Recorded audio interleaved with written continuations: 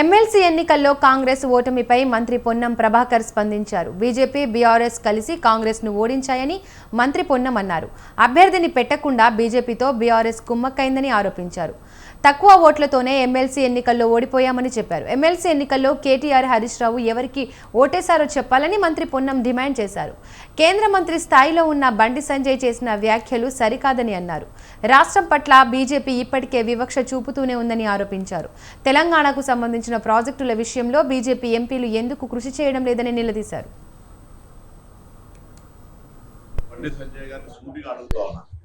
మీరు సొంత బలం మీద గెలిస్తే బీజేపీ గెలిచిందని మేము కూడా శుభాకాంక్షలు చెప్తాం.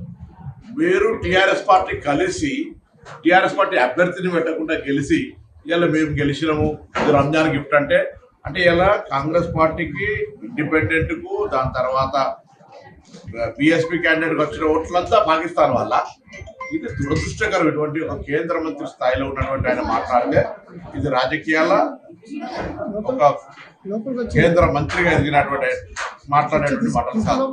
నేను అడుగుతాను, ఇవాళ ఈ నియోజకవర్గంలో స్థానికంగా నేను, శ్రీధర్ బాబు గారు, దామోదర్ రాజనరసింహ గారు మంత్రులు, మన నలుగురు ఇన్ఛార్జ్ మంత్రులు కూడా ఉన్నారు.